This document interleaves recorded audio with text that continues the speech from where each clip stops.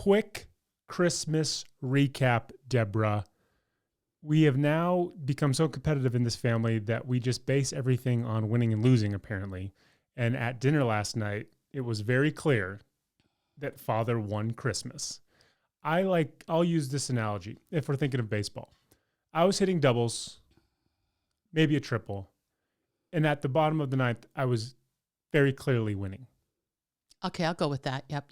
I agree. And with 3 balls, 2 strikes, 2 men out, bases loaded, Gary came to the plate and demolished a grand slam to win. In the form of, my father is extremely, extremely competent man when it comes to woodworking. Very talented, unbelievably talented. The likes of which I don't think you could ever really teach because it's just a natural thing. Right. And he hand-built, hand-sanded, handcrafted, stained, methodical, meticulous, hours and hours. Furniture quality, I'm going to say. Furniture quality, things that deserve to be hanging on a wall, to cornhole. What are those cornhole boards? Cornhole boards. To the length of which you almost don't want to play on them. Doesn't it sound like an oxymoron to say furniture quality, handcrafted, like cornhole boards? Yeah, right? It does. But they're absolutely gorgeous. They're those things that when I am 75 years old will say, okay, kids and grandkids, who wants these cornhole boards that are going to be, part of the family tradition from here on out? They are so beautiful. The blood, sweat, and tears that went into that are obviously the biggest selling part of it being the best gift.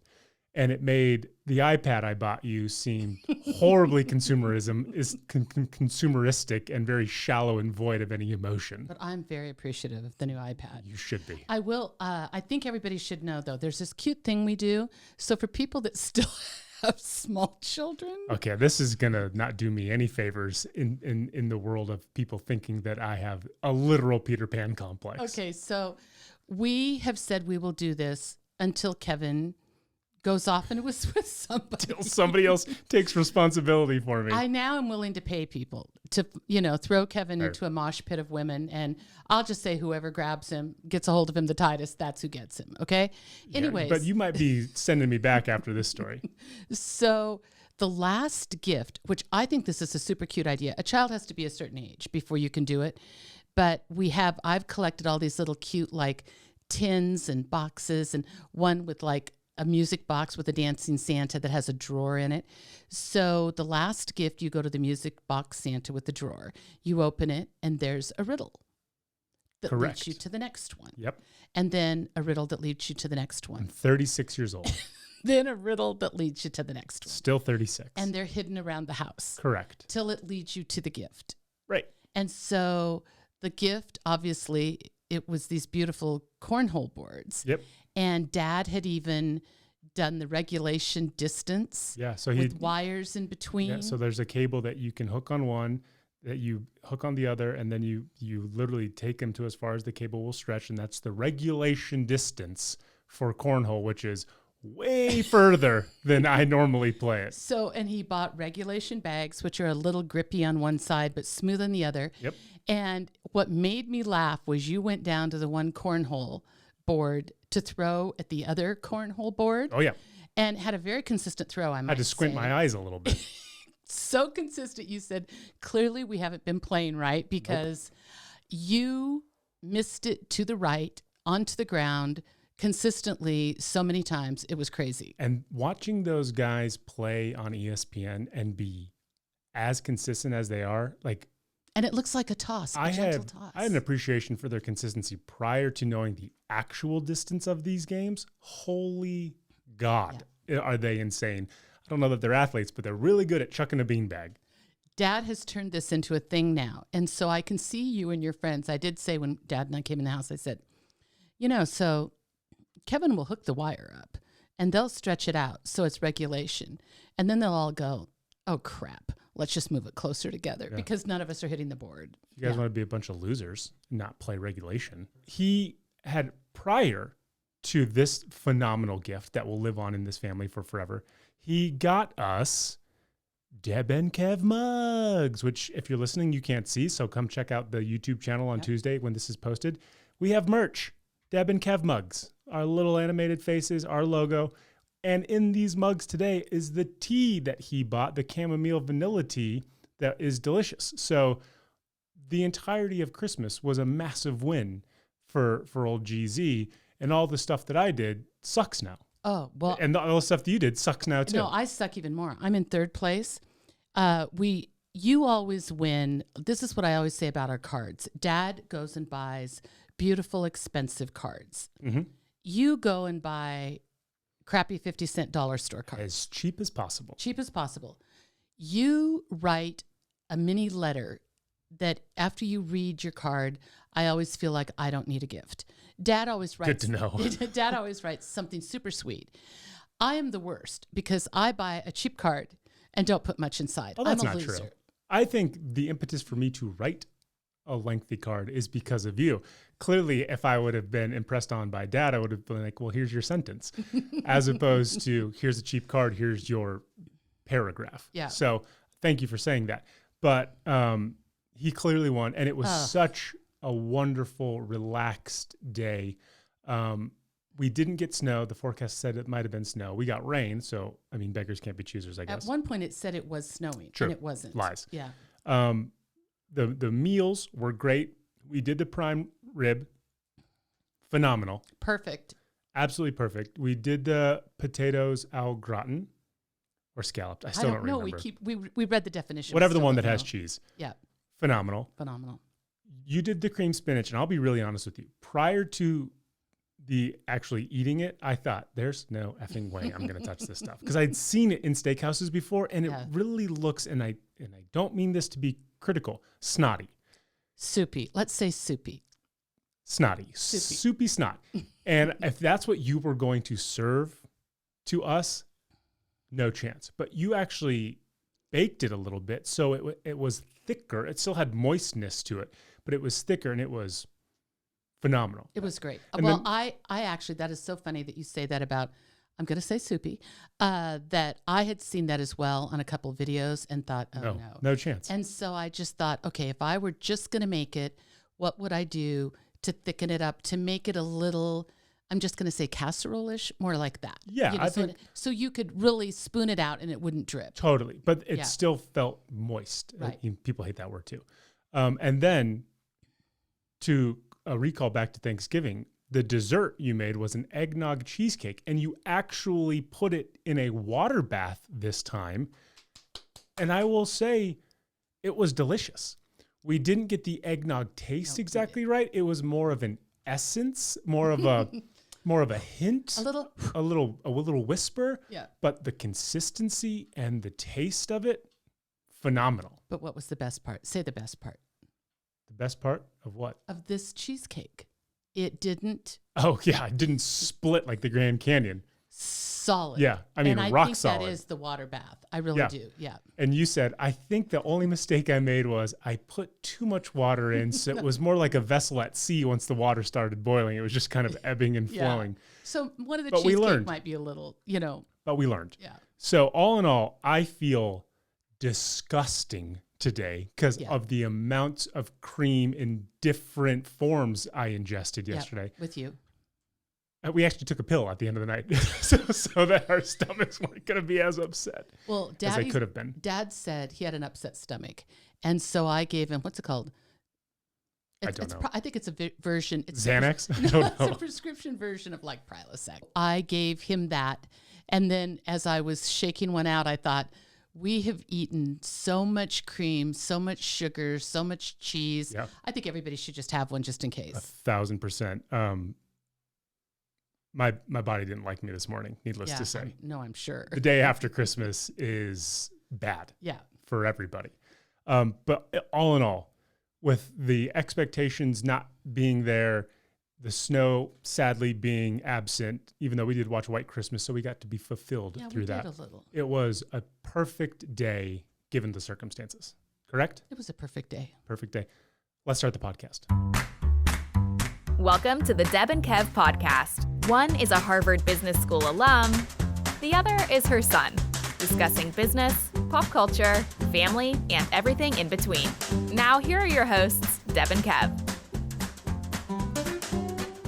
Hey, hi, hello, and welcome to the Deb and Kev podcast on this Monday morning. Sitting across from me, basking in the glow of a post-Christmas indulgence, is my mom, Deb. I'm Deb. And me sitting here wondering why I'm at 36 years old and still have an advent calendar is me, her son, Kev. And this is our podcast. Today, we're breaking all the rules. There is no Deb's business segment. There is no 1 minute hypothetical. We're not using anything in a sentence. We're not playing Would You Rather. There is nothing other than Deb and I giving the listeners the compliments that they so very much deserve. We had about 40 people reach out to us. If they themselves didn't reach out to us, somebody reached out on behalf of them. And when it was all said and done, I think we have 37, 38, or 39 people who will be receiving a compliment today. And this is how I envision this going. It's just how I envision it. I don't know. Deb has half of the list. I have half of the list. Deb is going to wax poetic about all the people that are on her list. I'm going to wax poetic about all the people who are on my list. We know this could take 5 hours. We are going to try to get it under an hour, so maybe an hour 15 in total. If we go over, it's because we love you that much. If we go under, that's not going to happen. I can't foresee that happening. So the idea is we'll get through this. If you ask for a compliment, you are going to hear your name. If you didn't ask for a compliment, there's a chance that somebody else asked on your behalf and you'll be receiving a compliment regardless. And if you accidentally put a heart by a message, it could have been interpreted that you wanted a compliment. When we started this podcast, Deb was hesitant at best to do any outreach with this podcast. 5 months later, if you show an inkling, if you just blink your eyes or just start texting and stop texting, Deb took that as an agreement that you wanted a compliment. Oh, sure. Yeah. 100%. So again, if you never asked for one, there's a chance that your name is on this list simply because you did something that looked like an affirmation to Deb. Looked like a nod. Absolutely. So here's what I'm thinking, Deb. At some point, when we're halfway through this list, we'll just take a breather. Mm-hmm. If we need to counteract the compliments by just being negative to one another, we can certainly do that. And then we'll get right back into it. Like if it goes really long, can I go use the restroom? Sure. Okay. We'll have, if we need to break this up into 2 episodes, we certainly can do that. But I think it's not like a filibuster where there's no breaks. We can get through this. Okay, great. And if the magic of editing has to take place, then so be it. All right, perfect. Here are the rules for this. There's no rules, but here's the rules that we've stated between ourselves. We will not say last names. We will not. We will not say regions of the United States. We only have 2 names. Well, we have 2 sets of names that overlap each other. So we'll designate the last initial for them, so you will know who you're talking about. But if you just hear a name and you say, hey, that's my name, chances are we're talking about you. Yeah, we will try to give a hint of who they are, but I think a lot of these names are unusual too. Correct. So people should know that it's them. Yeah. Well, and the people know. These are for sure listeners to the podcast. 1,000%. So do you want me to start? I will start.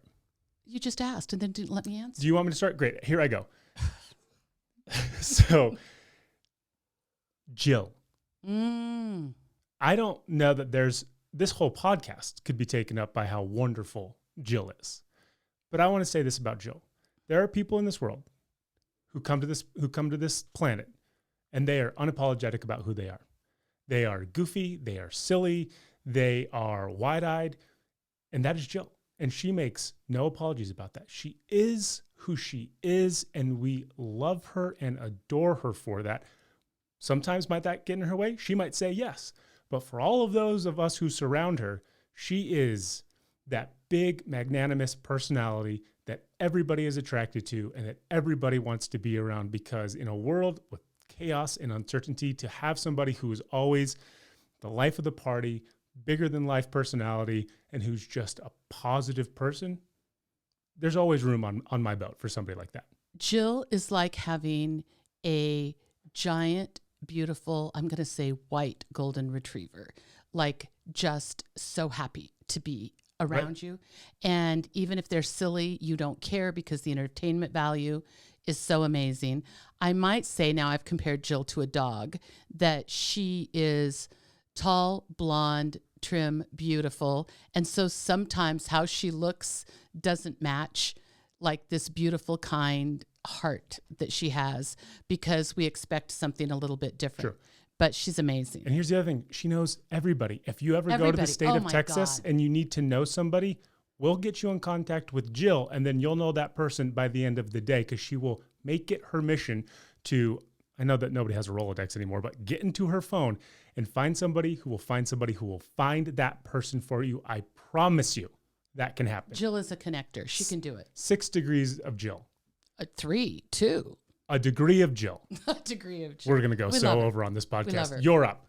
Okay, my next one is Brant, and this is one of the kindest, most gentle guys on the planet without being a wimp. Though I have beat him up at times, but he is not. Physically, you've beat him up. Well, maybe emotionally a little bit. My biggest threat with him is I'm going to threaten to tell his wife something, because I know she'll agree with me, because she's a good woman, right? You're calling in the big guns. I'm calling in the big guns. But he is kind to his own detriment. I mean, and I'm just saying, I think that's a positive thing. I respect him so much because he has great love that is an action word for his family, for his friends, for the people in his business. He is amazing. The love that threads through everything he does is visible. He is, I think, to the people that I see, he's a great boss. Everybody gets, as a business coach, I might say a few too many chances with Brant, but he errs on the side of goodness always. He seems to literally have the patience of Job, yet he is, funny. He's strong. He has a good opinion. He's incredibly loyal. And I think I've just made him sound perfect. Now, what do I say about anybody else? I'm going to say this about Brant.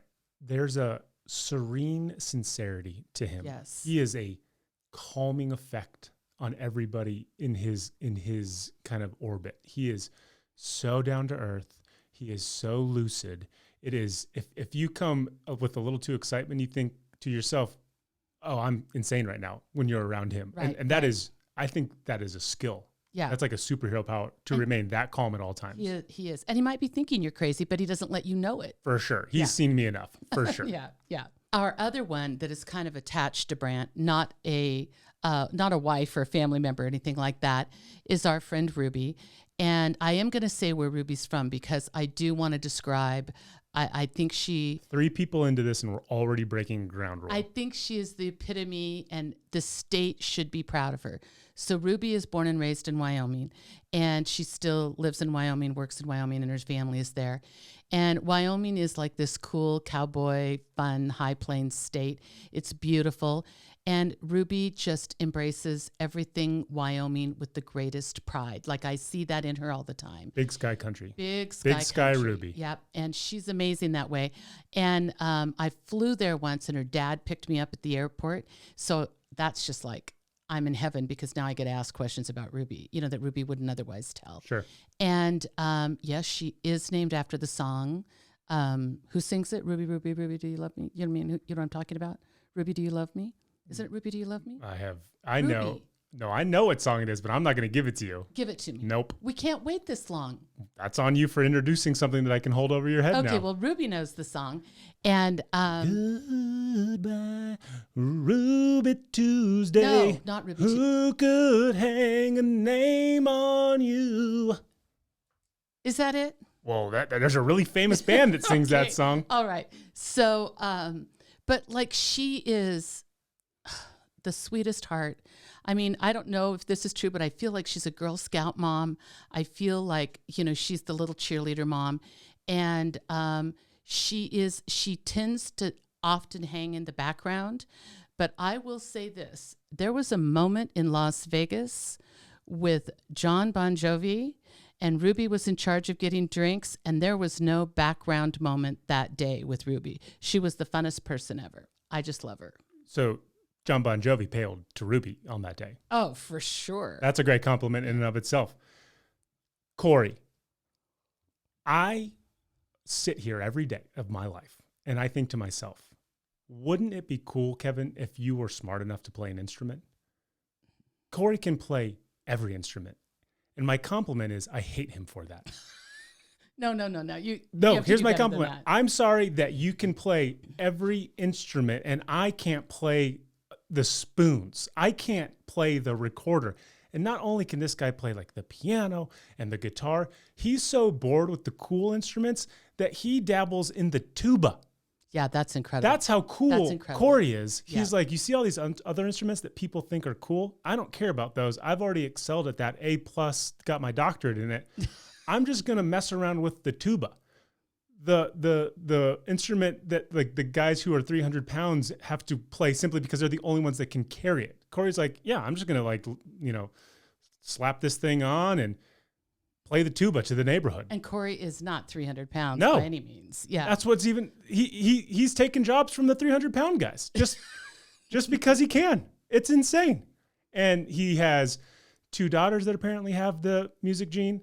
Hate them. Oh, the wife makes Corey look like a beginner. Has She's a wife that Melinda. hey, maybe spread the wealth around a little bit. No, seriously. There's a guy over here who sucks at all things musically, and you guys are just co-opting all the instruments. It's insane. It's true. That is all true about Corey. But this, I feel like it's my compliment is fueled by anger. It's jealousy is what's happening here. Fueled by pure frustration that I have set out to learn almost every instrument and failed miserably every time. And he's like, oh my God, I'm just so good at all these things. Well, what's that? A tuba? Great. Let's play that bad boy exceptionally well. I think our goal needs to be to get a video of Corey playing the tuba. Great. Do you like that? You're just trying to rub it in a little bit more for me? Well, I mean, it would be pretty cool. I do want to say this on top of it because your thing is so fueled with jealousy and anger. So fueled. That it feels maybe not like a compliment. It's a compliment, just with a lot of emotion behind it. It looks like anger. So Corey is also just one of the best guys ever. Got it. Corey allows me to do this, and this is what I love about him. Like, he's a little bit like, the world is falling.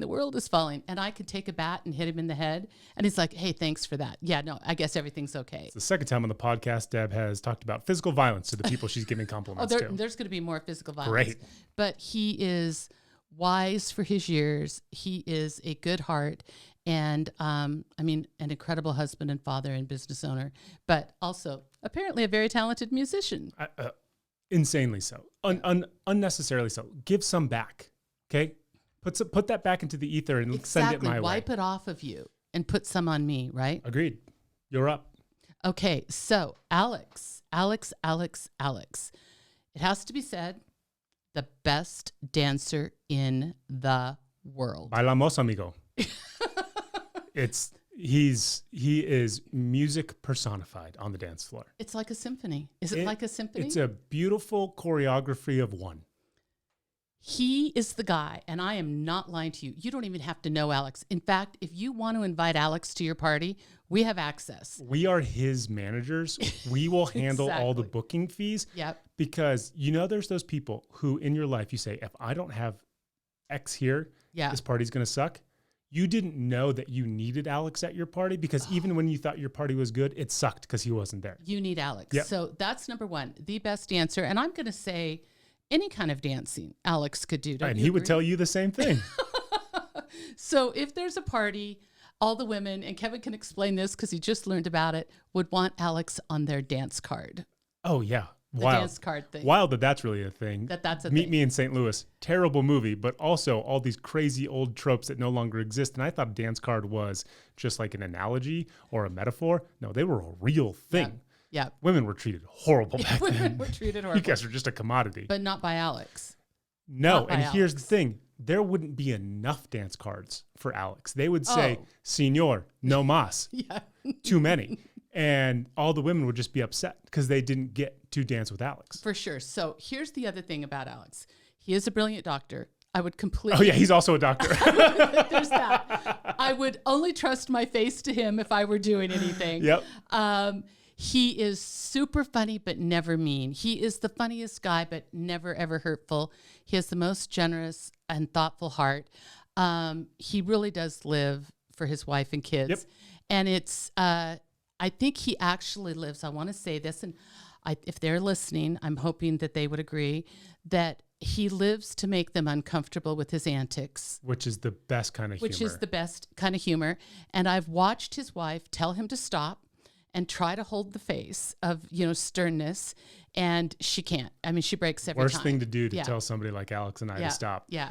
Because we're going to keep going. Because you're just going to keep going. And you and Alex together, oh my God. We're going to single-handedly reboot Twins. Yes, exactly. With Danny DeVito and Arnold Schwarzenegger, except we'll just switch the roles. He'll be Schwarzenegger, I'll be DeVito. There you go. Perfect. We love him. Love you, Alex. Joel.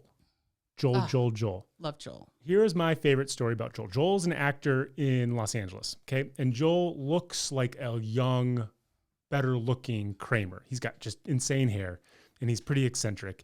And he says and does things that you're like, what? But it's beautiful because it's perfectly him. And this is the greatest thing that I could say about somebody in LA. Prior to moving to Los Angeles, I really didn't know how showbiz worked. I thought it was, well, hey, you just go on 1,000 different auditions and eventually your name gets picked and here comes superstardom for you. When I spoke with Joel was one of the very first people I ever met in Los Angeles. He worked at the same restaurant I did. I said, you got to explain this acting thing to me. Like, it feels just like it's painful. It sucks your soul. Like, how can you just do nothing for so long and then get famous? And he goes, oh, that's not what this is like at all. He said, acting is no different than any other job. You have to start somewhere. So you start like at local theater. You then can maybe get a commercial or a digital advertisement. And he said, and then you can maybe get a guest spot. And he's like, it's no different than any other job. You're just building a resume. And the thing that you have to do is you just have to show up. Every time there's an audition, even if you think you're going to hate it, you got to show up. If there's a role that you know you're not going to get, you have to show up. And I will tell you this about Joel. As long as I have known him, that has been his credo. He is pessimistic. He is very, very, very, what's the word I'm looking for? Cynical. Thank you. But what drives him is knowing that he has to show up every single day, and he does. And that has manifested jobs for him in the form of being on Mark Maron's show. That has manifested commercials for him in being on like the national TV spot for AT&T. He has had recurring roles on Showtime. He shows up when I think so many people are just waiting for acting or that next gig to be handed to him. He's the guy who says, I will be there regardless of the situation. I will be the person who shows up, and that is eventually going to get me to where I need to go. And I think that is a ubiquitous analogy for everybody. If you show up, you're giving yourself the opportunity to be successful. That is Joel. I mean, he is diligent in that. Totally. Not to be daunted. I mean, he just keeps on and on and on. And he has the thickest skin for LA. And that is a superpower in and of itself, to be able to take the lashings of being an aspiring actor in LA and keep coming back for more. And just pumping yourself up and going for sure. Okay, my next one is Susan. Susan is the child of a military pilot who was sadly killed in action when she was a child, and I think so during the Vietnam era. And I am telling you this, if her father were here today, he would be so proud. She is like a lean, mean machine. She is disciplined. She is hardworking, but I mean in the most beautiful ways. She makes it look effortless. You know, like one of those people that it doesn't look like they're moving quickly, and then everything is done. Yep. I mean, how do they do that? I don't know. I mean, they suddenly a whole day goes by and she did 10 times as much as I did, right?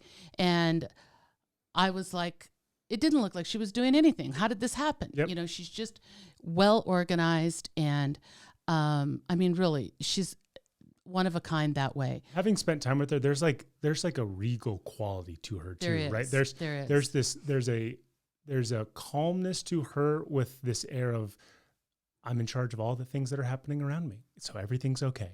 Yeah. No, very much. That's just an innate personality trait. Like you can't learn that. That's just who you are. I agree. And here's another thing here's one thing that I really love about Susan is Susan lives on the other side of the United States, and I can be up pretty late here and I could get a text from Susan or, some little thing sent on Instagram. And so I do like it that she's a night owl. She has 2 beautiful daughters who are a testament to what a great mom she was. And here's the thing, but here's the real thing about Susan, okay? And we're going to go into physical violence now. Okay. I really, truly believe that if you're in Susan's cadre and somebody hurts you, there could be a good chance that she would beat them up verbally, which she's well equipped to do. Yeah. But I don't know. If there were a bat laying around, I feel like Susan might take it to him. We could sub out Liam Neeson for Susan in Taken, I think it would be seamless. Yeah. Yeah, You know how he was agreed. calm, just gave the daughter the instructions Totally. under the bed. The daughter's totally freaking out, and he was as cool as can be. Yep. Yeah, that's how I feel. That Susan was is. my analogy. That's a perfect analogy. You can be kidnapped in France to be forced into the sex trade, and your one phone call It should be to Susan. Exactly. So, Susan, make sure you give us your phone number so that we can give it to everybody else in case the worst possible thing happens. 100%. Karen, I'm sorry that the internet has taken your name and defamed it because you are a genuinely sweet person. Karen and I went to high school together. So, Karen, I'm sorry. For whatever. I'm sure I owe you an apology for something because I was the biggest idiot in high school. Not mean, but I'm sure I just did dumb stuff. But Karen listens to this podcast. I have not seen her since high school. She lives up in Oregon, the Pacific Northwest. She has 2 beautiful children. Her daughter looks exactly like her, which is a total compliment. I was doing some research on us, Karen, and our time together at high school. I went into our senior yearbook, which, side note, nobody go into your senior yearbook and then cross-reference people that you haven't seen 20 years later. It is a horrible time machine. When you're like, oh, I remember this girl. She was so cute. Why did I never talk to her? And then you haven't thought talking about no. Karen, You haven't yeah. thought about this girl in 20 years. And so you're like, oh, I'm just going to cross-reference her. You're like, oh, life hasn't been kind to you. I should have just kept you in that yearbook. So maybe do that. It could be fun, but also don't do that. But what I remember about Karen is that she never had a bad word about anybody. Yeah. She was so even keel with high school, which is the most volatile time in all of our lives. And she was so sweet and she was so sincere. And the fact that she listens to this podcast just tells you that she's a good person because her lasting image of me was probably this bleach blonde, FUBU wearing, puka shell necklace moron. And she thought, I wonder what this idiot's up to. And she actually likes this podcast. I hope I've showed you that I've matured a modicum since high school. But you have carved out a beautiful life for yourself with a phenomenal husband and 2 beautiful children. And we are so appreciative that you did not hold my high school years against me and that you gave this podcast a chance and that you genuinely enjoy it. I want to say something about Karen because I remember her from high school. And there were the kids in high school. I'm going to use you as an example of one. Sure. Which we would say, okay, there's like this bucket of idiots over here, Yep. right? No control. They have no perspective on life. I'm holding my hand 2 inches from my face because that's all they can see. That's all the further they can see. Correct. And then there were girls like Karen. I felt like Karen was an old soul embodied in this young girl Yep. who was, I don't mean this in a judgy way, but looking at everybody going, Do I really have to do 4 years of do this? I have to do 4 years with these people? Like, I felt like I could have talked to her. You could have talked to her. I mean, she had an elegance about her. She was as sweet as can be. And Karen did ask, and I thought about this, when, we had Karen on the list for a couple of recipes. I gave her one. I didn't give her another one because I said it was a secret. You're a bad person, Deb. But now I'm rethinking that. And I'm thinking that if I were to trust somebody with that recipe, it would definitely be Karen. Is there anybody more deserving than an adult in a teenager's body who had to endure 4 years with me as a teenager? That alone should get her any recipe. Yeah. And she lives in an area in Oregon that we are very familiar with because your grandparents, your great-grandparents were in that area. So, there's a little heart on that as well. Thank you for not hating me, Karen. Although I don't know that I did anything to you. I think we actually had a very amicable relationship, but Lord knows I was an idiot. But if you do have a good story and if you do have any animosity, feel free to post it, Karen. By all means. Yeah. Yeah. Okay. So Noel is next for me. And I am going to say he lives in Alaska. And that's just because Alaska takes a certain things from people and gives a certain thing. Living to in people. Alaska is a compliment unto itself because it is not for the faint of heart. It is not for the faint of heart. And Noel has lived long enough to see it all. There's not a lot that surprises him. He's a really intuitive guy. And so I really have to say there's not a lot that surprises him because I do think he sees some of the red flags before any of us do. Is that a Russia reference right there? No, not Okay, those red flags, just normal red Got flags. But it could be. He's tough. I love that about him because you just need to push a little bit and then you hit the squishy parts where he's just the sweetest guy in the world. When I think of his family, I just think it's probably really good to be loved by Noel. He is firm. He's kind of the kind of guy that you could throw out an idea and his first answer is no, Noel, that might be called that, right? Yep. But he sits with it then for a while and says, hey, what was that thing you said? And, he's got that all about him. He's savvy with business. He's got an opinion, but he's always considering new ideas. He's a very loyal friend, and he's the kind of person that does this. You know those people when you're having a tough time, and they'll say they're going to check in on you?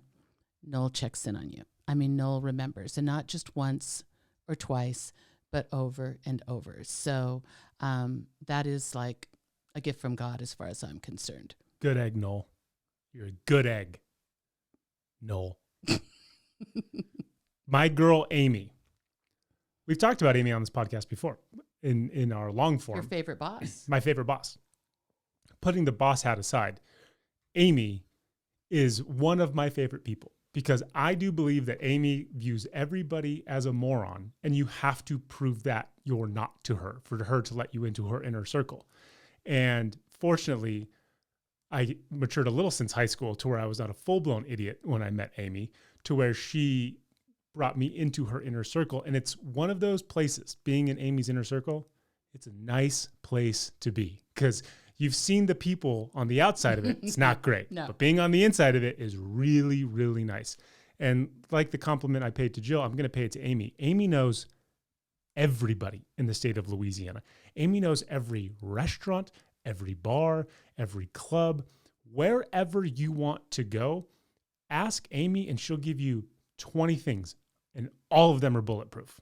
She is a walking encyclopedia of knowledge for Louisiana and New Orleans in general. And as somebody who adores the city of New Orleans, and you know this, I adore it, probably to an unhealthy amount. Unhealthy for sure. I can't think of New Orleans without Amy in it. And those two are, woven really tight together where I couldn't imagine experiencing one without the other, except Amy has come out here before. We've spent time with her, and it is equally as enjoyable. Her fish out of water being on the West Coast and not in New Orleans. She is so much fun. She has great stories. She's always willing to go out and do fun stuff. And she married an awesome guy on top of that. Yes. And here's the one thing that I will never stop apologizing to you about, Amy. Amy and I knew each other for about 4 months. She invited me to her wedding after only knowing me for 4 months, and I didn't go. Why? And I will always regret that. Because of a girl, because I was an idiot girl, Because you're stupid? because I'm stupid. Yeah. And I will forever bear that burden of not going to what I know was a stellar wedding because of some girl.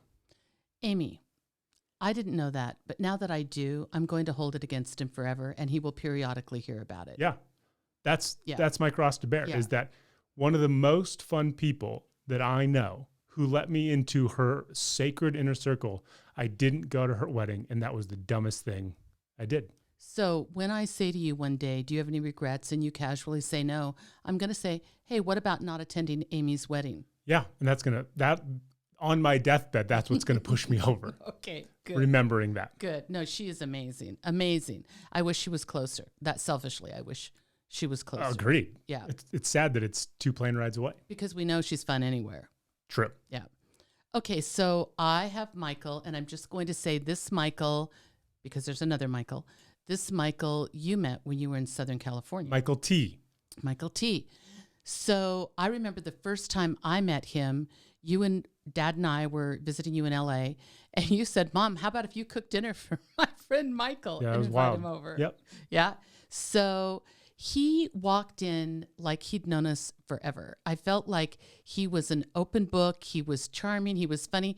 It was almost like he felt like part of the entertainment of the evening needed to be on him. You thought, have I met him before? Exactly. Yeah. And I do remember one of the funniest things he said. He looked at you and he said, Kevin, why do you always come over to my apartment? And you said, I don't know, because it's fun, because there's guys there. And he goes, I thought you lived in a crappy apartment. Yeah. This is a nice apartment. I'm coming over here from now on. Yep. I mean, he was super cute. I will say this about Michael. He is a soft, beautiful, creative soul who I think should have been born in a kinder time. I mean, I really do feel like that about him. But we're lucky because he was born now, right? Well, yeah. He is remarkably talented. I think if people really don't know the depth of, everything that he is capable of, everything he can do, he's an idea guy for sure. It is so much fun, even for me to sit around and toss ideas, because he does make everything feel possible. Yep. And he's not, while he can critique things, I don't feel like he lives in a negative place with it at all. There's just, some reality with that. I love his delicious sense of humor. He's a pretty good cook. I'm not going to lie. He's not shy. He's always inquisitive. Like, I've seen him, and it's not like he met Amy. They didn't know each other. Right. And I mean, just like, he's excited to hear your story and engage. Yep. And he is really an open book. So I admire that about him. I admire the way he can go from group to group, and that he can fit in. Seamless. I mean, yeah, seamlessly. My compliment about Michael would be, as somebody who thinks of himself as funny, I often don't find much else funny in my universe. I think he is hysterical. Yes, He for makes sure. me laugh every time I see him, and I look forward to seeing him because I know I'm going to belly laugh, because his humor is kind of like mine, but different enough to where it's expect the unexpected. Plus, he is the king of would you rathers. Right. And I love that, because it'll be dead. Like, if we're in a car, it'll be dead silent, and he'll just hit me with the most random, obscure would you rathers that we then, debate philosophically for the next 30 minutes. Those two things are like indispensable to me with him. So, and this is a weird thing. It's not like I'm some psychic or something, but I've said this past week to you a couple times that, and I don't mean this is just a feeling, people, but this is the language I'm going to use. I feel like there is this vortex of opportunity coming, like something, we've just been through so much, and something good is going to happen, though I don't want to jinx 2021.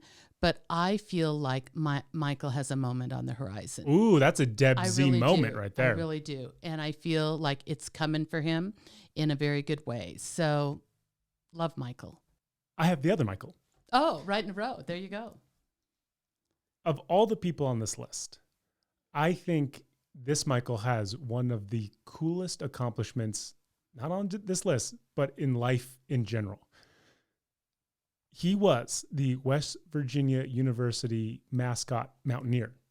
And here's the thing. It's not like a mascot where you put on a head and nobody knows who you are and you're just being silly and sweating your ass off under this massive head, right?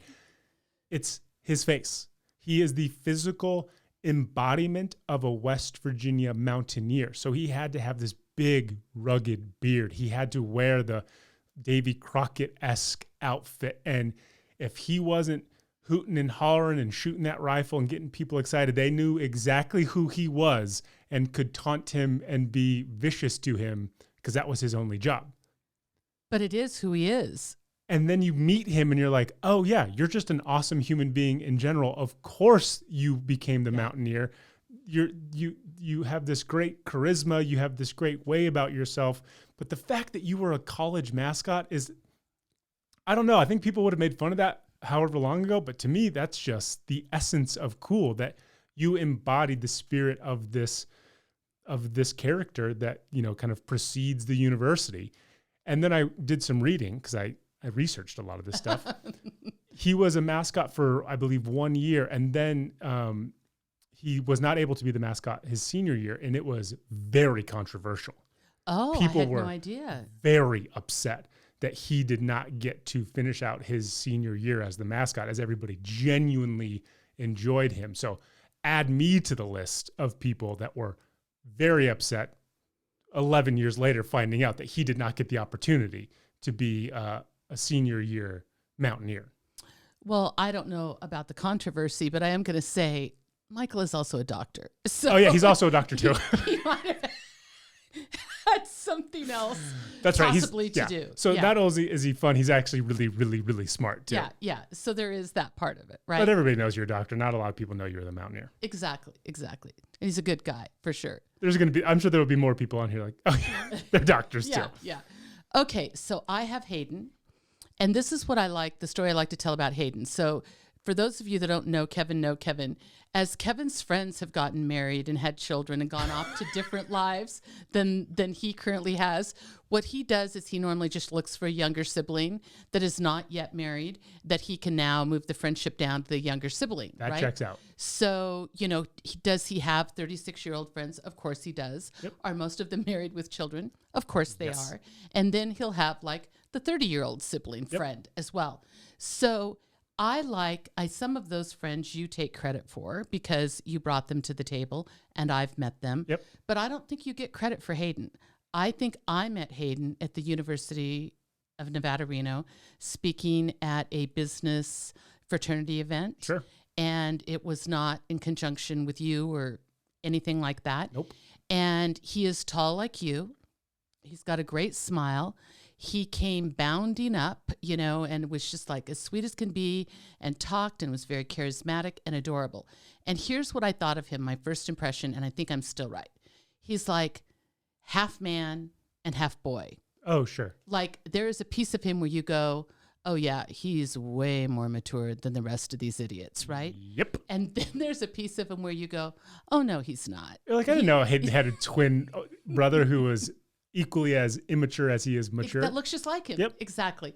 So, he's going to get whatever job he gets. He's going to pound the job like a dad, Yep. right? Do you know what I mean? And then when it's the weekend and it's time to do something fun, Yeah. you're going to go, oh, okay, the Look other out. twin showed up. Look out, Hayden showed up. Look out. Get out of the Hayden's way. Here. Exactly. I do feel like he is always so sweet and respectful. And I know, like, if I'm in a group, he seeks me out, which I so appreciate. And he acts like he is as happy to spend time with me as he is with any, of the people his own age. He is always big smiles. I think he's probably, I don't know his siblings, you do, but I feel like he's just the best oldest brother ever, And I just want to say, if I were his mom or dad, I would be so incredibly proud of the man that he's grown into. And I will say this, in this year, he opened his house to his group of friends to say, hey, as long as everybody's safe, healthy, doing their best practices, like my door is open to all of you. So when I think back on 2020, Hayden's home being open to us in the forms of playing board games, of having, like small intimate gatherings, of just being able to feel normal in this world where nothing was normal. I will remember the kindness and generosity of him saying, I will make my house available, assuming that you guys aren't idiots. And we weren't, surprisingly. And that was the backdrop to kind of our summer of being able to be around one another without having to go places where we were scared that we might get COVID or not feel like that we could truly be ourselves. He gave us the place to do that. And I think that saved all of our mental health throughout the year. So what I'm assuming, that would have been the dad Hayden that showed up with a plan. And then at the actual party, the other Hayden showed up. Yeah, I mean, he was pretty calm, but yeah, sure. Yeah. I think he occupied both roles extremely well during that time. Well, he's awesome, and he should be very proud of himself. All right, my next one is Angela, and I'm gonna try to do this one with a little Southern accent. Okay. My girl Angela. Angela, are you listening, darling? Listen to me. You are sweeter than sweet tea. You are the nicest, most sincere person I've ever met. I know that you are calm, cool, and collected, but I know you could also slice somebody up with your words if you wanted to. But I know you wouldn't. But if you wanted to, all it would take is a bless their heart, and it would be over and done. You are so even keel. You are so calm. It is a joy to talk to you because I operate at a little bit of a higher level than you, and it forces me to bring myself down a little bit because I want to be on your wavelength. You don't mean higher, better. No, I mean like energetic level. Yeah, yeah. And she's like, hey, sweetheart, come down here. It's nice down here. Maybe lower your pulse a little bit, okay? And I remember I was living in the South, and somebody said this, and it literally makes me think of Angela, okay? She is sweeter than candy, that if she went outside, she would melt. That is Angela for sure. Right? Angela is my version of just the kindest Southern woman. She is, like you said, soft. She is sweet. I think she's an incredible mom. She sent me a couple little riddles for Christmas to say to you and said, say them with a Southern accent And or you you did. won't get it. And I did. And we both laughed.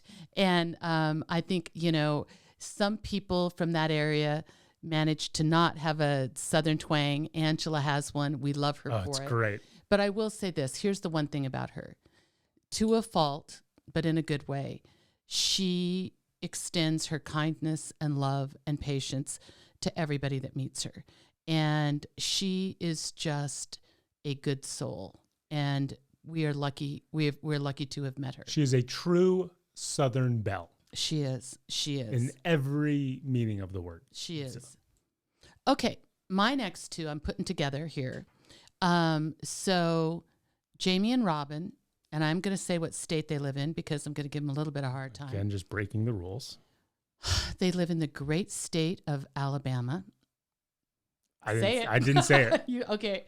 And every time I see them together. That's why I don't think I've ever seen them ever apart, not together. Like they don't actually exist without one another. I'm sure they do. But I don't think they go into closets but at night. If this was a science experiment, you have nothing to prove that. Well, when I look at Facebook, they have concocted lives that look separate. Maybe they know Photoshop.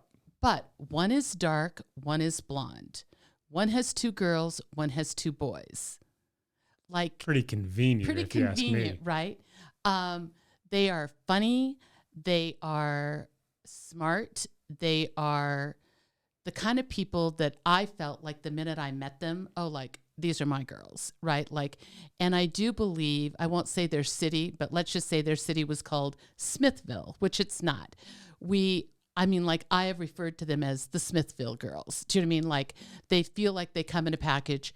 They do happen to be business partners. I think oh my God, they're so lucky to have each other. They're just different enough that I think they're very, very, complimentary.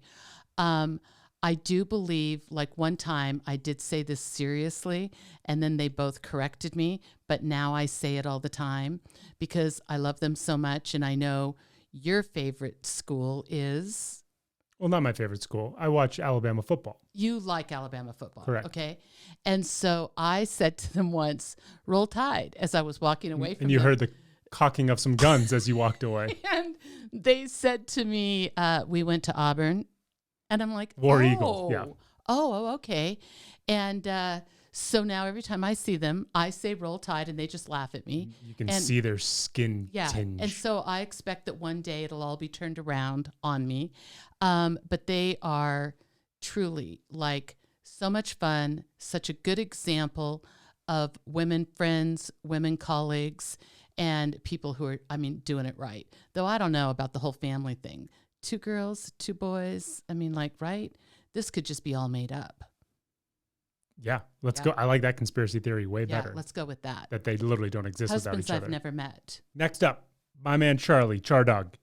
Charlie was one of the first people to reach out to us about compliments, and he didn't even want a compliment for himself. He wanted to give other people compliments. So here's your compliment, Charlie. You're a great dude for wanting to give other people compliments, okay? I don't care that you don't want a compliment. You're getting a compliment because you wanted other people to have compliments, but you're going to get a compliment. I play Dungeons & Dragons with Charlie, and Charlie took to it like a genius, like a literal genius. He didn't have to metagame. He didn't have to do any spoilers. He just played it like somebody who's been playing it since the first edition came out in like 1968 or whatever. Maybe he lied. There's no chance because he's that good of a human being. He wouldn't lie. He's the guy that wanted to give other people compliments. Let's not forget that. You play the game brilliantly, both life and D&D. You are one of the more fun people to be around because he's always upbeat. He is always positive. I've never heard him have a bad word about anybody, which is saying something in 2020 where you could just go off on anybody at any point in time and we'd all be like, yeah, that's fair. He is a great guy, and that is shown by him wanting to give compliments to other people and negating himself in the process. But we didn't let you. We didn't let you negate yourself, Charlie. You got these compliments because you're deserving of them, because you're a great human being who also works in the medical field. So he's helping people and putting himself at risk in this crazy global pandemic time. And that deserves a shout out in and of itself for him being so wonderful that the job he's doing is helping other people who can't help themselves right now. Man, Charlie, I feel like we should give him, hey, where's your round of applause? Oh, I don't remember which button that is. I'll have to figure that one out. Figure that out. Okay. I've got Elena. Elena, this is the first one we don't actually know. We haven't met her. I have not met Elena. But we know. And we're going to give you so many damn compliments, Elena. It's going to blow your mind. So here's the thing. Elena is, for those that have listened to the podcast, my friend Deb, who passed away, Elena is her great niece. Got it. Elena is she's her great niece, and she's a great niece. And she's a great niece. Thank you. Elena is the granddaughter of Liz, who we talk about. And she's not only a granddaughter, she's a granddaughter. And Elena is a cousin of some sort removed, I don't know, but the cousin to sweet Alyssa. So there's a whole family. There's no play on words on that one. Yeah, no, but Alyssa is sweet. But there's no play on words for Elena. Yeah, you're right. For cousin. But here's the thing. Elena is brilliant. She's young, she's beautiful, and she's brilliant. Oh, I'm sorry. Young, beautiful, and brilliant? Yes. Okay. And that stuff I know for sure. Got it. She is incredibly hardworking. And she's hardworking? She's incredibly hardworking. Here's the thing that I love most about her. We've just had 4 amazing things, and those aren't even the best one. No. Elena is going to go out and kill the world. I think she's working on her doctorate right now. Let's rephrase I don't mean that. Kill the world. Elena's going to go out and change the world. Change the world. She's going to dominate the world, okay? But here's what I love so much. Elena adores, and when I say adores, and I know it's mutual, but Elena loves her grandparents. Elena is with them.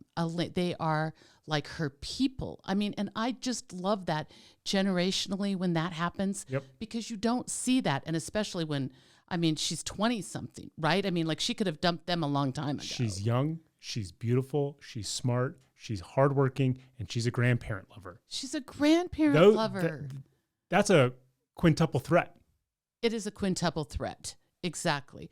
And so first of all, we could be mad at Liz and Alyssa because we haven't met Elena, right? I mean, I don't know that I want to meet her. She sounds perfect, and I don't want anything to be ruined in my brain. But we are lucky to even know about her. And we are lucky that we know people who know her and are related to her and share the same blood as her. I have Beth. Here's the thing about Beth. Beth is like sly as a fox. Beth is unassuming. You would think like, oh, hey, there's Beth. But you better not cross Beth. Beth has this power about her. When you meet her, you're like, oh, she was so sweet. She was so kind. I can tell you this. Beth is loaded for bear at any point in time. She will take you out at the knees. And I mean this as a compliment. Like, do not mess with Beth. Do not mess with her husband. Don't mess with her kids. Don't mess with their grandkids. Okay? You treat everybody with respect around Beth, or you're going to get the horns. Beth's horns. Have you ever seen that in Beth? I can sense it in Beth. I can sense it. Her job title and the amount of crap that she has to deal with at her job, there is like a sweet, sincere, holly jolly person. That person doesn't last in that job. Somebody with a backbone, somebody with a thick skin, somebody who can take people out when needed, when called for. That's the person that has Beth's job. So let me say this, Beth. I'm scared of you. I'm scared of you in that I will never cross you, because I know behind that sweet demeanor and that beautiful smile, there's some fire, some scary fire that I don't ever want. Beth, I don't know if I should apologize No, for this. don't, because that's great. Because Beth, her husband, is being like, this kid gets it. This kid understands my wife, and that's why he doesn't cross her. And that's why he's going to pick up all of his sheet music off the ground later so that she doesn't get mad at him because he's just leaving it scattered in the music room. Well, here's what we know about Beth. I mean, Beth is beautiful. And Beth, I know, can shoot a gun. See? Beth can probably shoot a bow and arrow. She could probably Beth skin a deer. Can probably, I don't know about that. I guarantee she can. She can fly fish. So, I mean, she is very talented in those areas. The only Beth that I know is the most sweet, kind-hearted, loving, sensitive, in your corner for you there friend. But gosh, now that you've said all this, I'm going to have to take another look at Beth. There's another side to Beth. Okay. There's a right. There's a John Wick side to Beth. That I believe. Okay, well, we'll have to ask her husband if that's true. Thank you for never killing me, Beth. I appreciate that. There you go. Okay, so my next one is Sandra. I am just going to say that Sandra has it's either the privilege or the honor of being married to Alex, yes. who dances so well. Yep. Yes, privilege and honor. She would probably look at you and I and go, privilege and honor, you two, stop it, knock it off, right? Those are the words I would use. I have sat next to Sandra I'm trying to think I think we were at some Latin club where they were teaching dancing and some kind of, I don't know what kind of dancing it would have been. Fun. Yeah, and literally, she slipped her arm through mine and said, whatever you do, don't get up. Do you know what I mean? Don't get up. I mean, that's the mistake. Getting up with him, it's all over. Yeah. Yeah, like sit tight, right? And so here's the thing. She is as unassuming as Alex is assuming. She's the yin to his yang. She's the yin to his yang. Which he needs. Exactly. We're not sure if she needs it. But he needs it. He needs it for sure. She loves her family. She's the greatest mom. She is an amazing hostess. You and I have been the recipient of her trying to think of every moment for us to be happy, when we've been in her presence in terms of what we eat and things to do and where we go. She is a loving, kind friend.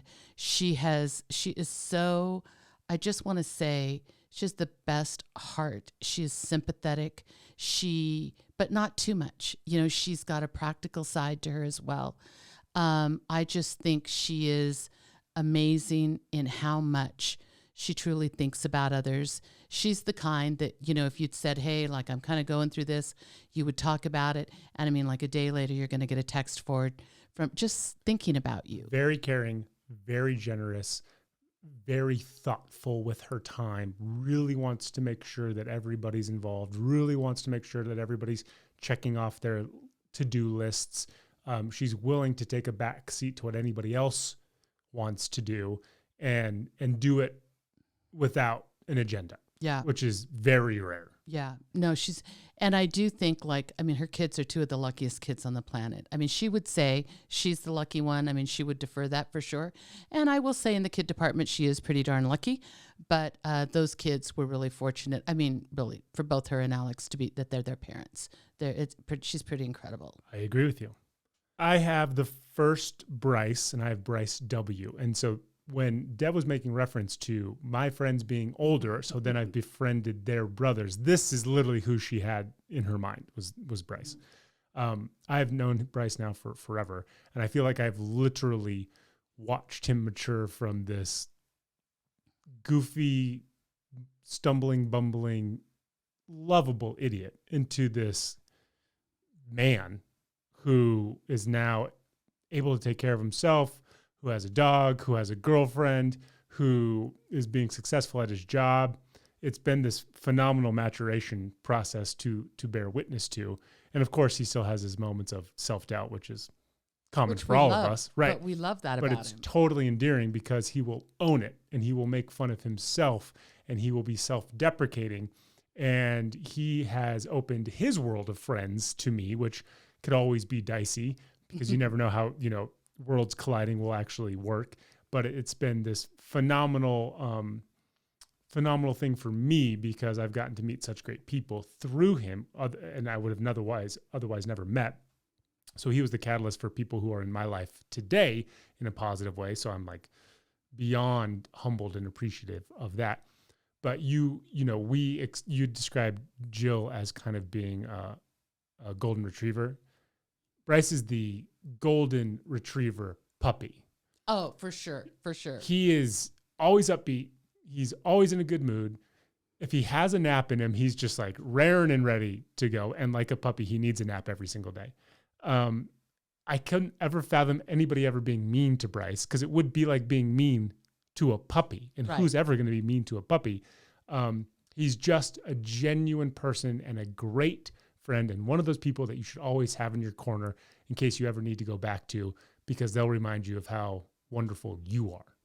He is loyal like a puppy. I mean, he is loyal. That is one of the things about Bryce. And Bryce has 2 older brothers that it would be easy to get lost in their shadows. And he has carved out a beautiful place to be Bryce, that I think.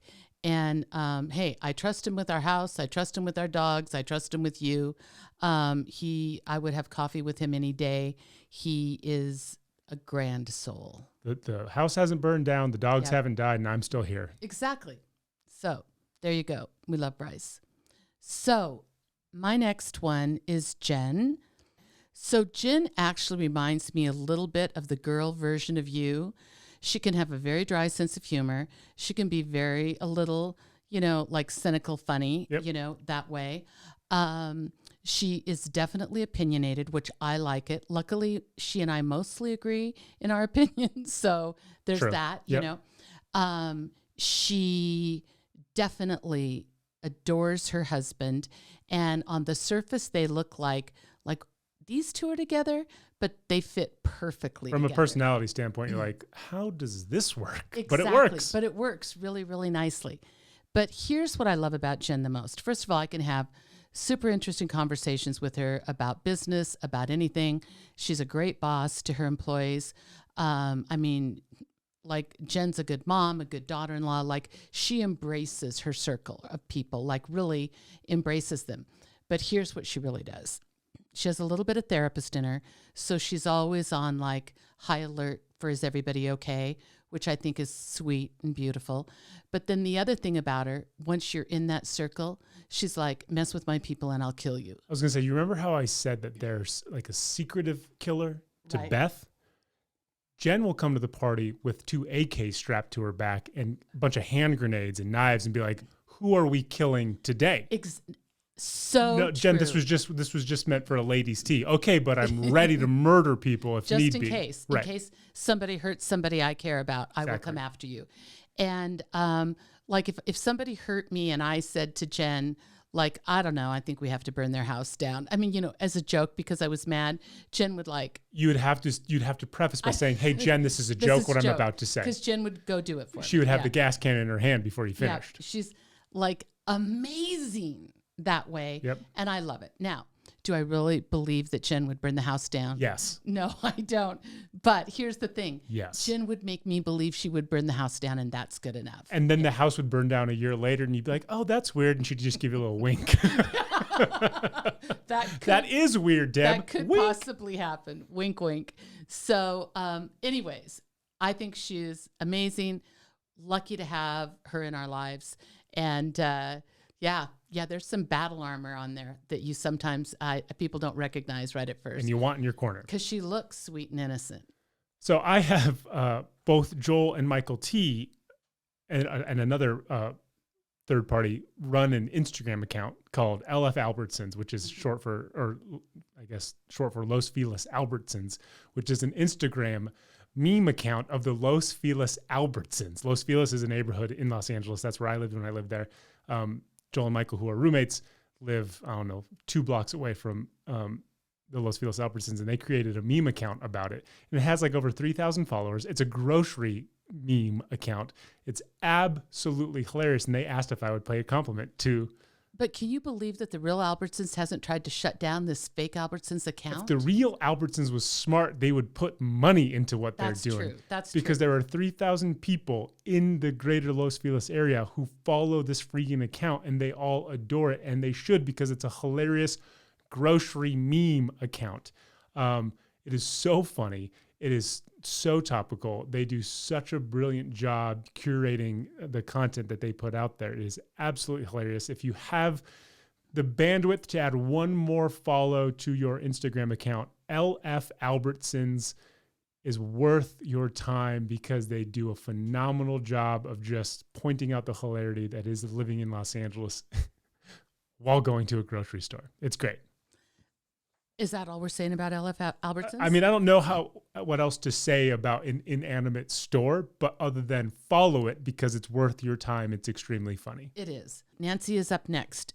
Now, I've talked about a couple of friends, and I really feel like, when we say like people are going to strap on automatic weapons and things like that, or going to go hit you with the bat, like that's, gives a certain depiction of a certain person. Yeah, when right? the FBI comes knocking on our door asking if we're starting some kind of like militia group based on this podcast, that won't come as a shock to anybody, because now we're just apparently friends with all these women who are armed. Yeah, tell us where Susan and Jen live right now, right? Yep.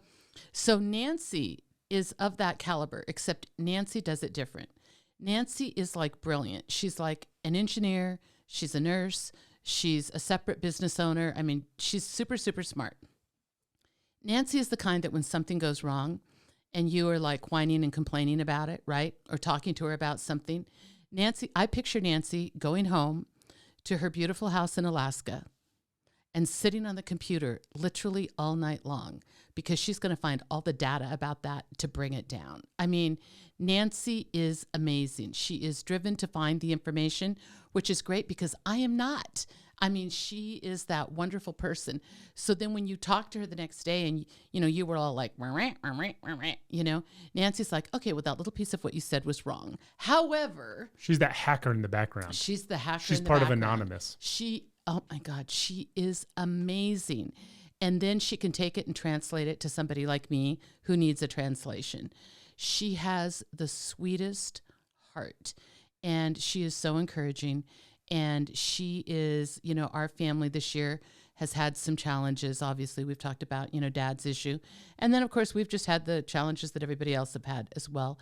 And in spite of being that information seeker, she is the kind that will say, listen, I think I know what you're feeling. And she does.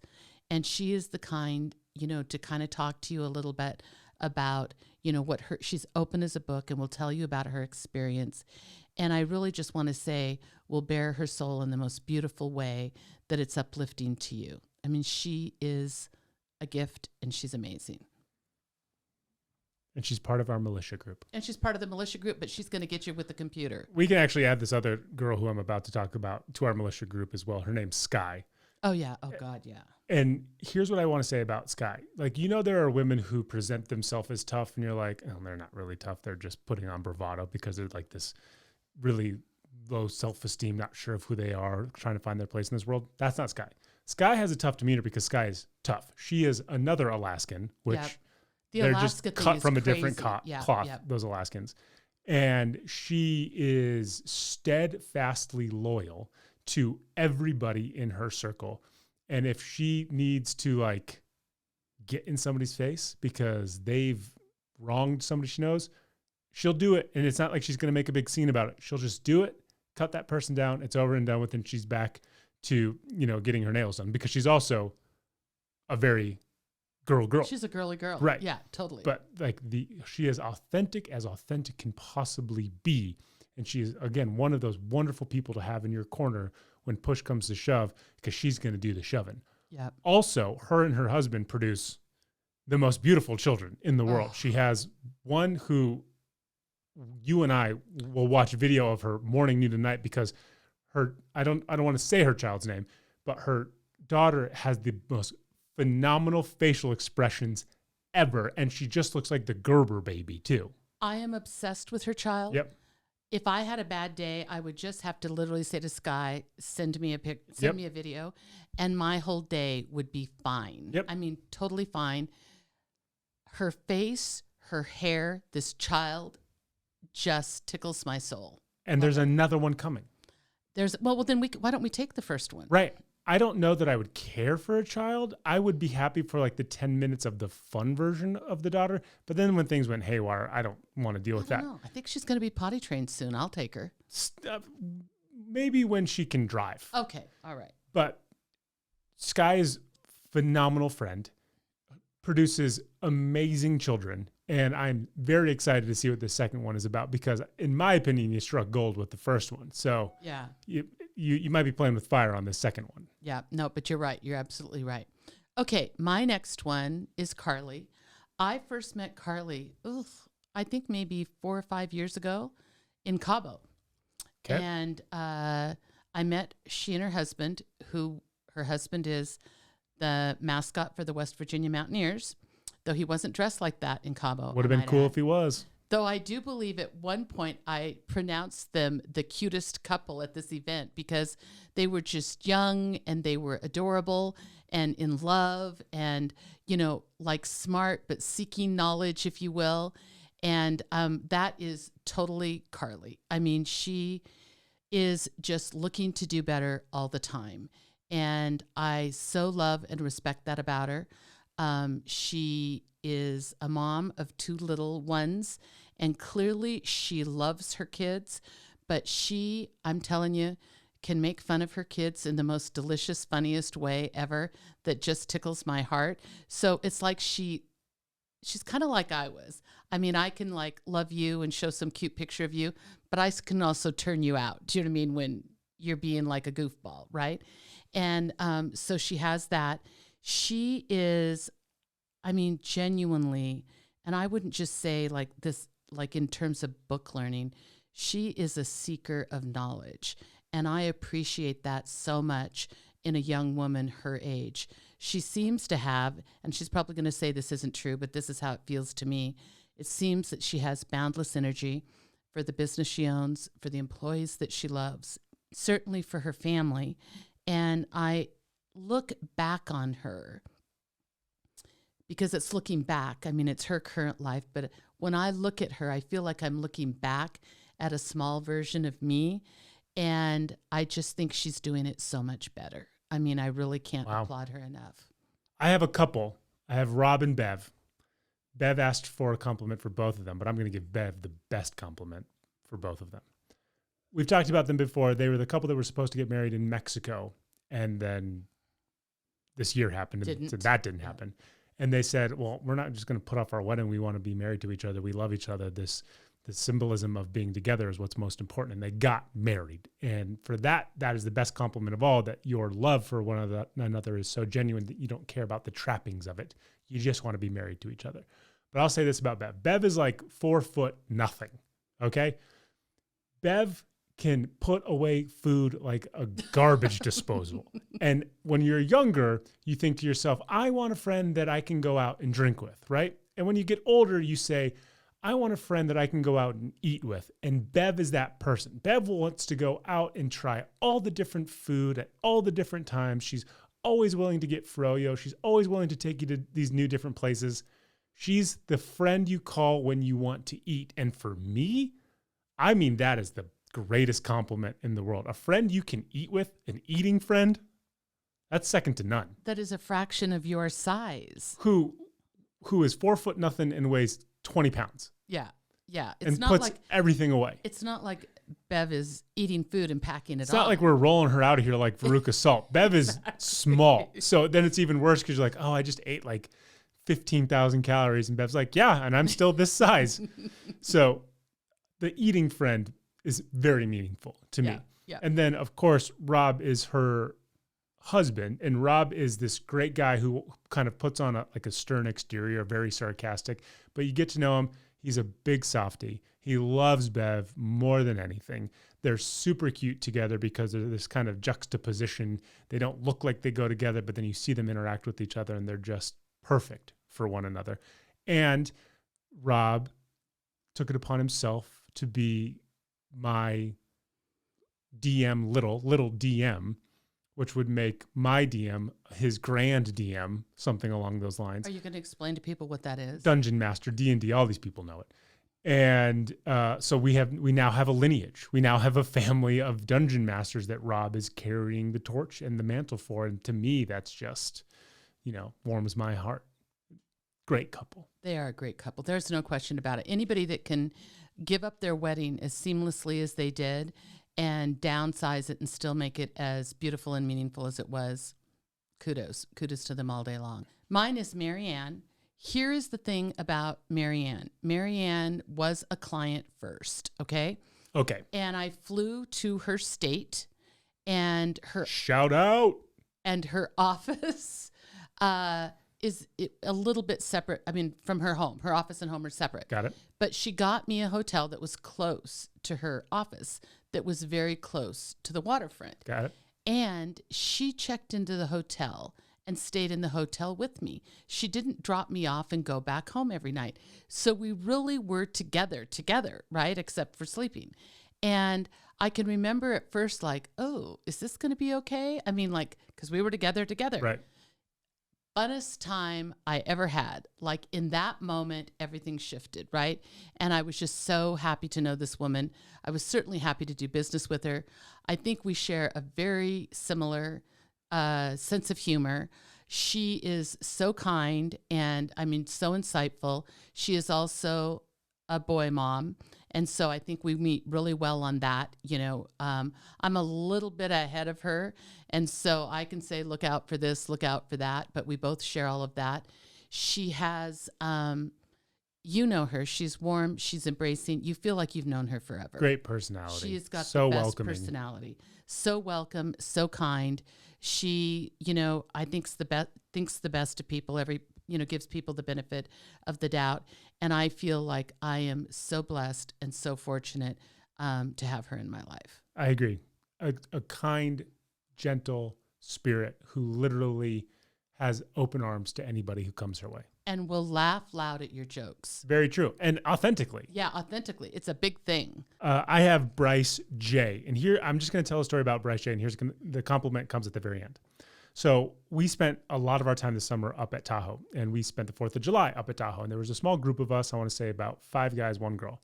And after we were at the beach and it was clear that the beach was going to get overrun with college kids and there was no longer going to be social distancing, we said, okay, great, let's go down to the place on the water called Garwood's. And we had made a reservation. So we had this great spot. So it was myself, the 2 Bryces, Hayden, our other friend Connor, and I think one other person, then our friend Arya. So Arya goes to the bathroom and as Arya does, makes friends with this gaggle of girls and they come back to the table. Now, all these girls are, to fast forward the story, are all in relationships. So there was nothing untoward happening.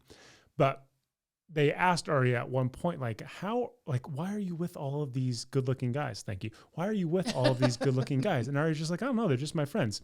And we hit it off famously, and everybody was super nice. And they were staying just up the road, and they invited us over, and there was a place right on the golf course. So at one point, all the girls were talking, and all of us guys were just being idiots in this really nice Tahoe townhome. And the girls were saying, they're all so good looking, but who's the best looking of? Arya said, well, who do you think is the best looking of this entire group? And they all universally said, Bryce J. Okay. My ego did not want to tell this story, but we are hanging out with a good looking group of guys. I can say that. And there's nothing but facts behind it. It was a good looking group of guys that we were rolling with. And the group of girls as a whole said he was the best looking of all of us. He's got this kind of rugged Marlboro man quality about him where he would have been a perfect John Wayne type, like a man's man, an American's man. Yeah. And he's very silent, very strong silent attractive. Type. Yeah. And that's my compliment to him, that there was a poll. We all lost. He won. Yeah. So take that compliment for what it's worth, because these girls were very pretty in and of themselves. I think he has and I don't mean this like he should feel weird about it, but he has a very mature look. 1,000%. Like you look like a bunch of babies. Yes. And he looks like the man that took the babies out. this is for Julie. We only had one Julie, didn't we? This is for Julie. Only one. So Julie is a tough cookie. Yes. Julie will say things like, she's New England strong. Julie will be like, I hate them and they're crooks. Do you mean, or whatever it is she's going to say about whoever, right? In mixed company. Yeah. And there's no mincing it. She just says it, which I adore that. I live for that. But here's one of the things. She is so kind. She's so appreciative whenever, you work together or do anything. She is also a boy mom, so we have that as well. Yep. But Julie will do this thing, and I called her on it one time, and she said, I don't do that. And then she went to people, and everybody goes, like, you do it all the time. But Julie has no idea.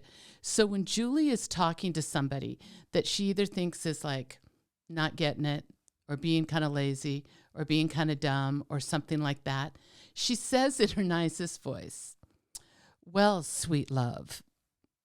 And right then. Oh, no. She called me sweet love. Sweet love. I mean, she says it sweet, but I would die if she ever said sweet love to me, because the only time she uses it is when she's talking about things going very wrong, right? And so then she tries to tell me I do that. I go, how do you know do you not know you do it, right? Because it's such a great way to go in. Sweet love. And then she just takes her little sword and slices and dices. Now, if I ever hear that, I'm just going to have the cold shivers up my back. Oh, you no, should what run. Did I do? If she calls you sweet love, you should run. It's over. Yeah, it's over. But I love her sense of humor. Is her energy palpable? Palpable? Palpable. It comes through the phone when we talk to her. Like, she has opinions which are strong, which, lucky for me, I mostly agree with. Good. And she is she's like a nor'easter herself. She's great. She's fantastic. She's, again, truly authentic. I have Haley, and I'm just going to tell a quick story about Haley. We've referenced Haley a bunch on this podcast, but I don't think we've ever told this story. Haley is essentially my older sister. She's 4 years older than me, and she lived literally a quarter of a block away from us. And she was one of my first babysitters. The first time Haley ever babysat for me, and she knows exactly the story I'm about to tell. It was just the blind leading the blind, the dumb leading the dumb. I don't know why you guys ever decided to let her babysit me. She came across as mature, and I think you guys were heavily drinking that night that you decided to hire her. We told the main rule. I had tons of snacks in the house. I said that you cannot turn the stove on. Either one of you cannot turn the stove on. But the mistake I made is, but you may use the microwave. So, when you make microwave popcorn, there's always like 10 to 20 kernels that don't pop. And you think to yourself, how can I get those kernels popped? Well, you just turn it on higher for longer, right? Wrong. I, probably unbeknownst to Haley, put microwave popcorn in the microwave, and I just hit 999999999, okay? And then quickly forgot about it. So I don't think her and I were even around the kitchen at that point in time, and you could just smell burning.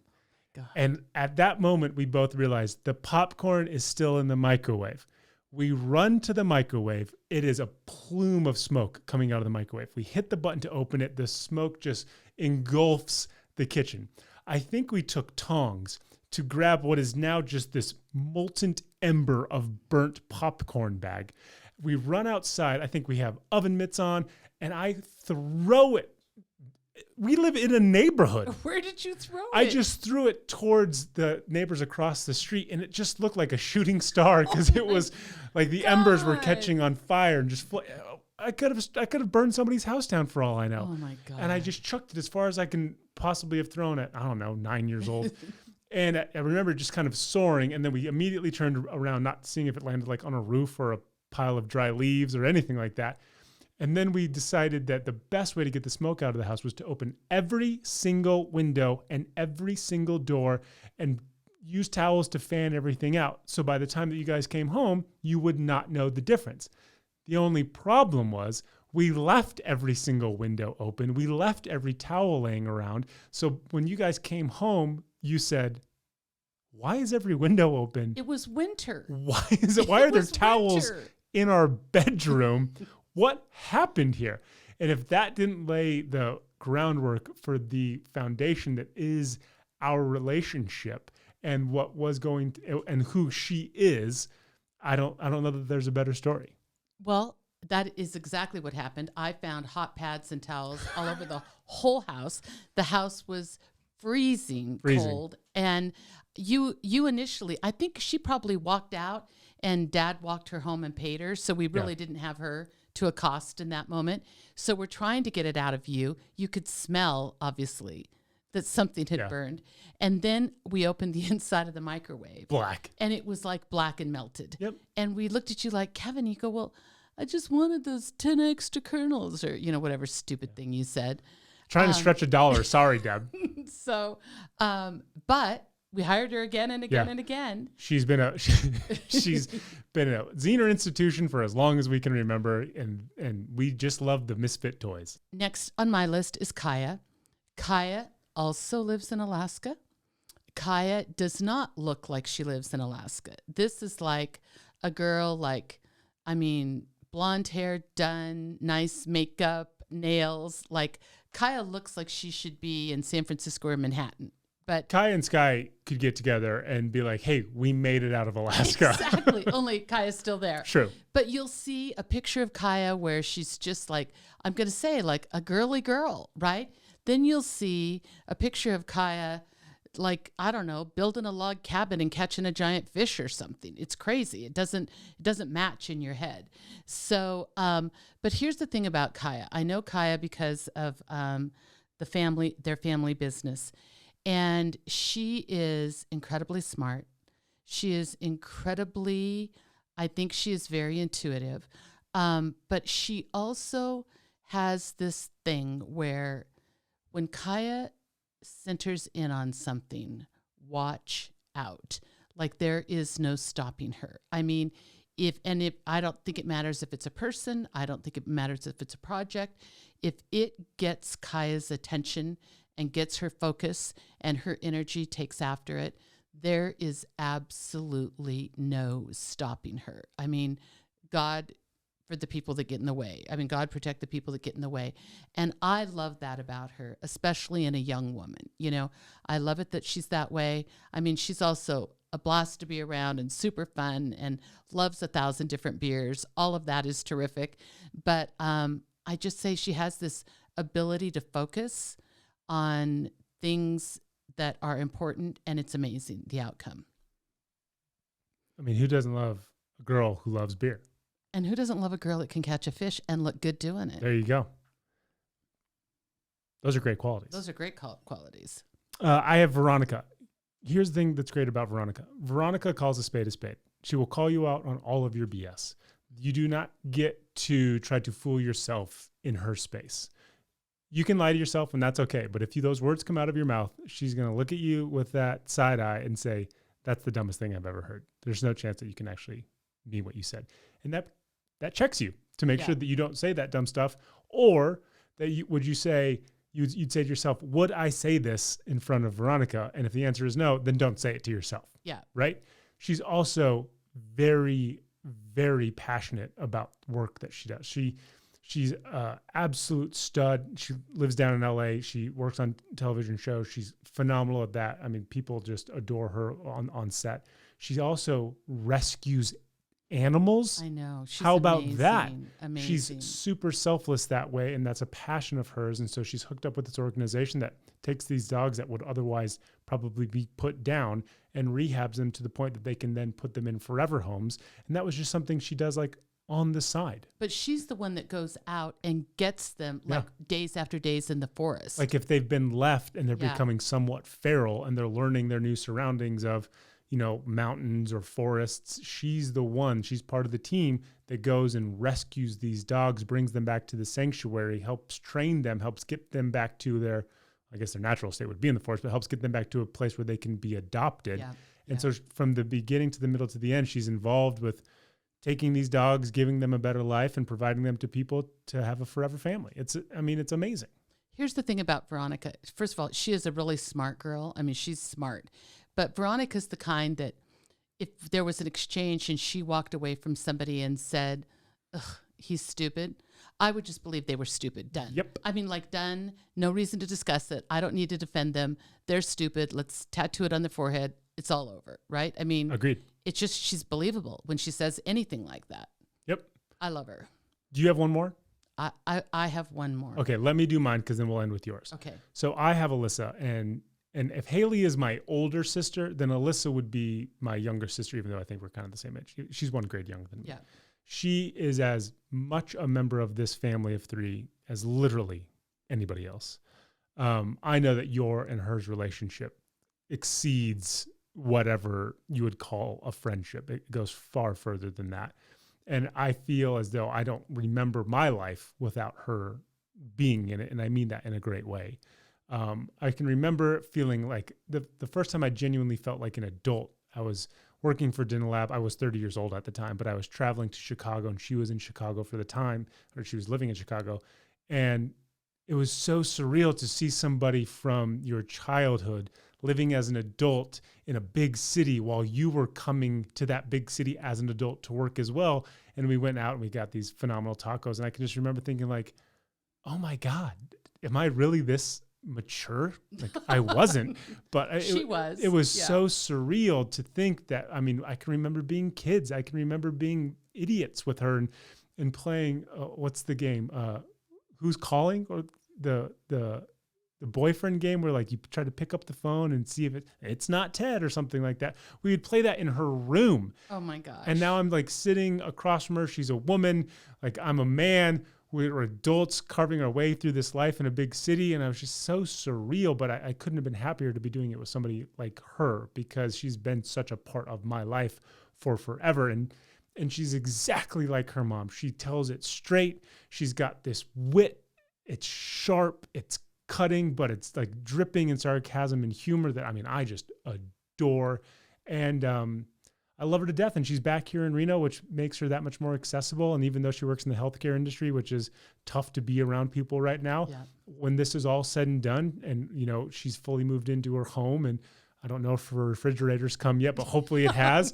It's been months. Right. Yeah. I can't wait to spend time with her and continue on our friendship because it's been such a part of my life. Yeah, I do love her like she's my own. I mean, she's the best. And I think little sister is that's a good. I think she would like that. I think we're like 3 months apart or something like that. Yeah, something like that. This next one is Sherry. And Sherry we have the funniest picture of you and Sherry in Cancun because I don't think Sherry comes up to your armpit, does she? Well, any picture that we have with Sherry and I is funny because Sherry doesn't come up to my armpit. Right. I mean, she is, but I'm telling you, she is a ball of fire to be reckoned with. I mean, first of all, she's super funny. I mean, she's got a great sense of humor.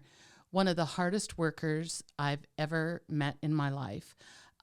Is beyond capable. Like, she's currently a doctor. She does that, but she could literally do anything in the world that she wanted to do. She is one of those people, and the older you get, like, of course, I meet new people all the time, but one of the things about her, when like literally we met and, you know, really started talking, I felt like, oh, like this is one of those treasures that you meet. Just it only happens every once in a while. Yep. You know, she's so self-deprecating, and that is such a rare trait, and she does it brilliantly. And she has such great stories. She will tell on herself morning, noon, and night, and that is insanely endearing. And she'll start laughing at herself Yep. in the telling. Like, we were lucky that she and her daughter, we were able to see. They came out here during COVID, and some of the stories she'll tell about parenting with her daughter there, and her daughter telling the daughter's version. Yep. I mean, it is hysterical. I will say that, I don't know, in my next life, I want to come back, I think, as Sherry's kids, because like Fun house for sure. And also too, because I think she's a really responsible mom that does a good job of not only giving them sage advice, but just loving them to death. And I think that's the way she is with her patients. I think that's the way she is with her business. I think that it is a combination of that beautiful heart and, you know, also understanding that there has to be boundaries and there has to be good advice implemented. That, she's the incarnation of all that. And it's a little bit unexpected because she only comes up to your armpit. Yeah. Yeah. 5 foot nothing, 100 nothing, forced to be reckoned with. Yeah, absolutely. That's Sherry. My last one, my girl Aria.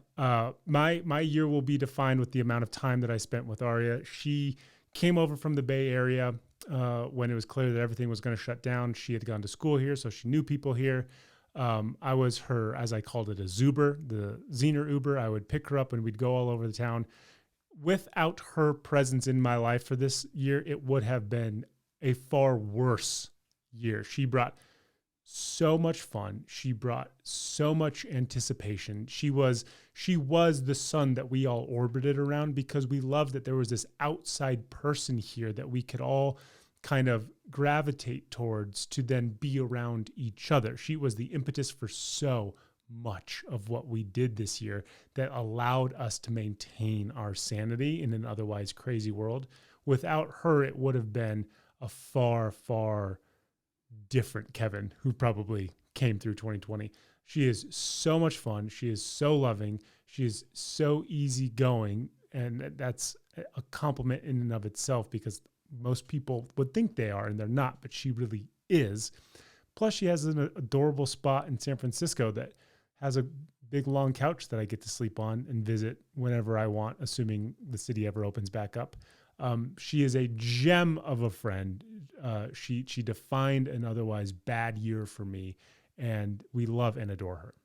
Aria is, I was worried when Aria left because I felt like she might have been the glue that Sure. bound the group, right? And Yep. like what's going to happen to the group now, Yep. watching that.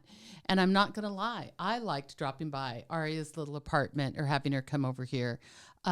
She is one of those girls that is a girl, but I am telling you, Aria can hang with the boys like nobody I've ever seen. She's truly special. Agreed. For real. 1,000%. Okay, my last one. So Liz is my last one. And Liz, if you remember, we've talked about Liz before. Liz is the grandmother of Elena, who we talked about, and the aunt of Alyssa. And Liz was the sister to my best friend who passed away. Her name was Deb. So I knew about Liz because she was Deb's sister, but literally never met Liz. And I don't know how that happened. I mean, I know Liz came out here to visit, but I now believe that Deb conspired to keep us apart. I truly believe that. Because Liz would have been your favorite. I would have liked her so much. Yes. And I think Deb had some little inkling that Liz and I might have, really liked each other. Deb, however, didn't need to worry because Liz loved Deb the most. There was just no question about it. And they came from a family of 5 kids, and there were the 3 kids. And then, the youngest of those is in high school or something. And then the mom got pregnant with Liz. And then the mom said, she can't be alone. We have to have one more for her, and had Deb. So they called them the girls. Do you mean the little girls? Because there was such an age difference. And I think Liz always felt like Deb was her gift, her present, which is so sweet. I do want to say, though, that Deb for sure felt like Liz was her gift as well. And I think anybody that knows Liz feels like that. I mean, Liz is so kind. I mean, if I said, hey, I'm going to be in your state, tomorrow, Liz would find a way to get there. If I said, hey, I'm going here, let's find a way to do it. Liz has conspired to help me give Alyssa gifts. I mean, she is just amazing. She is the kind that would drop whatever she's doing and just be there. She is that heart and soul. I think she was that way at work. I think she was that way in the town that they lived in. She was the kind that was always volunteering for everything. I hope she's enjoying retirement and doing it for herself a little bit. But truly, every family should have a Liz. What a blessing. What a godsend. And I feel incredibly fortunate to have met her and call her in my circle of friends. And Liz has been so supportive of this podcast. Oh my gosh. She sends it out to all of her friends. She comments on all of her stuff. She is so steadfastly loyal to us that it is beyond humbling. Liz is the first to share an episode and say something cute about it with, on Facebook or whatever. So we love Liz, and this has made us feel like she's in our life even a little bit more. Absolutely. Liz, all that you have done for us has not gone unseen and is not underappreciated. We talk about you all the time, and thank you for all the kind things that you do for us. One of the things we were looking over our list, and we just kind of divided them up, randomly between you and I. And this is the one thing that I realized in thinking about everybody and, trying to use different adjectives or mix it up a little bit, is that we are so incredibly lucky to be surrounded by this group and others who didn't get a hold of us, but by this group of, I just have to say, good people, the best hearts. There's not enough to be said for the quality of goodness. And that's what all of these people share. When we were putting this list together, I honestly thought to myself, we could put all these people in a room and they would get along famously. Yeah. With others more so than others, but all of them could be in a room together and absolutely enjoy each other's company, absolutely find common ground, have such great shared experiences that I think this is what we are truly appreciative of, is the fact that we have these people in our lives who support us and who then we can in turn appreciate and love them even more than we did prior to doing this podcast. The one thing I would say to everybody out there, with or without a podcast, literally just list your friends. And just to take a moment and really look at the qualities about them that you love. I feel like I have been blessed through this process. And I just hope that each of them hears this and knows that this is from our heart and that we are eternally grateful and appreciative for their presence in our lives. So for our last thankful for 2020, as this episode will come out on Monday, it's all of you. Whether you gave us your name or you didn't, whether we know about you or we don't, if you're just lurking in the shadows, if you've listened to this podcast once or if you haven't missed an episode, the level of appreciation, the level of adoration that we have for you can never truly be shared. But I promise you it exists. We talk about you guys all the time. We are so aware of you. We are so proud to have an audience that listens to us that's made up of you. We want to make sure that we do things that you'll like. We want to make sure that we create content that's going to resonate with you. You are the driving force for why we do this. We set out to do this very selfishly, and very quickly it turned into, but we want to make sure that it's compelling for them. And so I hope that translates. I hope you see that. When we thought about this idea, we thought, well, hey, there's one episode that we don't have to try hard on. That was wrong. We didn't anticipate this many people reaching out. But when you all did, we were so excited to be able to pay you these compliments, to share these little anecdotes with everybody else, because that's how meaningful you are to us.